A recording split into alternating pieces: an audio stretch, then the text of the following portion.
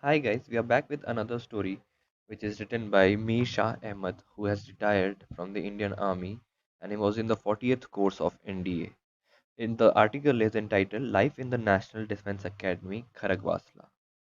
Now, the story starts as I joined the National Defense Academy in July 1968 after clearing the Service Selection Board in May that year. I eagerly waited the results, which would come out in the national dailies, and sure enough, when they did, I was thrilled beyond words to see my name in print. A thick brown envelope followed by post soon enough giving instructions regarding clothes, money, shoes, everything else, as well as how to get there. My first impression of the army was a good one. Everything in cut and dried, just follow instruction. In 1968, I was studying in class 11th in Sanic School, Rewa. On getting through NDA, my first thought was, thank God I don't have to slog for ISC exams, slated to be held in November that year. But in retrospect, I wish I had been able to complete my ISC and even study further because before becoming a Fauji. For now, technically speaking, my educational qualification remains 10th pass and in ex intermediate ex NDA for the world at large. I am uneducated. At the NDA, I was assigned the Juliet Squadron. I found that three of my classmates from Sainik School Rewa, that is Dushyant Chauhan, Suresh Pekinaya, and Azad Singh, were also in the same squadron. Life as a first termer is tough.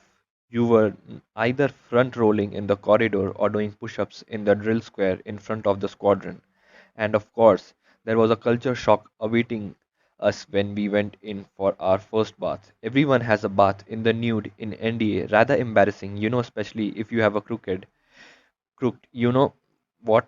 Like Ashok Kumar Dhuri. My roll number, which remains glued to my memory even today, was 8081. If I remember correctly, Dushyant was 8076 and Anil Kumar was 8082. The squadron cadet captain was Tajinder Singh, a tall, impressive Sikh. The cadet sergeant major was VBS Negi, a short, anxious boxer, and the DCCS, that is District Cadet Captains, were Rakesh Sharma, the one and only Cosmont SS Gill. God bless his soul, he died due to shrapnel wounds in 1971 war.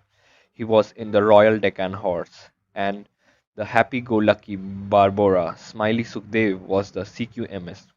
There were 24 of us first-termers in Juliet Squadron to include Haldar and Gypsy Chaudhary, who were relegated types. The other two scared blighters in 40th Juliet beside me were Banjo, Juggi Sethi, NKS Yadav, Anil Kaul, Anil Mango, Sheer Kumar Shanks, Vicky Radi, Gandyuk. These were other students with me. It's amazing how first termer get bullshitted in NDA.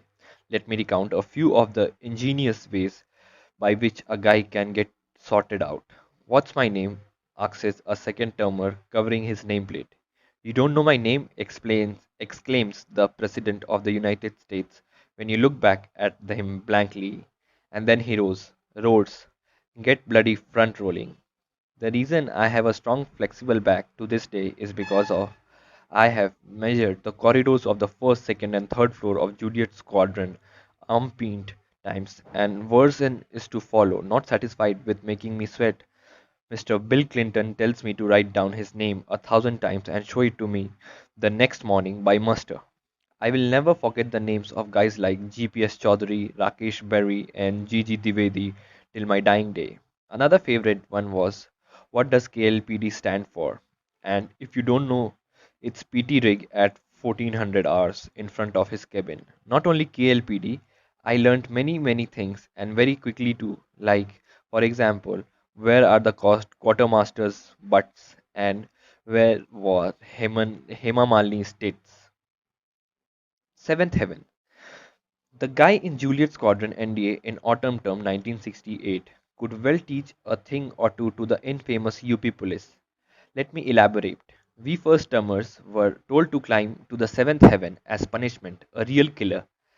There was the seventh wire of the grill above the door, which was supposed to hang on its using two fingers or one fingers of ours. Especially for me, this was a pure torture as I happened to be rather heavy.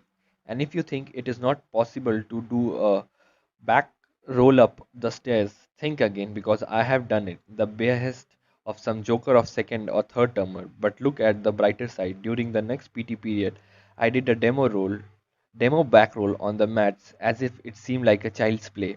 Academy toast. The next few dinner nights were plain torture for us, for that is when we will first termers learn that what an academy toast is. A cup of soup with portions of everything else that is there on the table. That is veggies, meats, curd, bread, water, plenty of salt, and other things, compromises of the famous academy toast.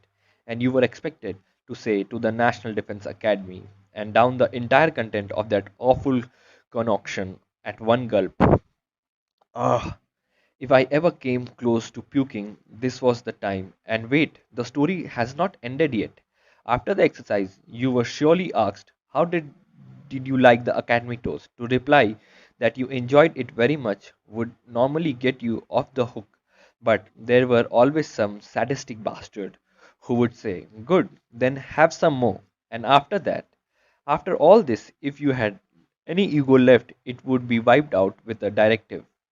Go under the table and wish Sergeant Al-Hawat a very good evening, on which you would do just that, crawling between thousand pairs of legs to wish old Sergeant Al-Hawat a good evening. Haircut.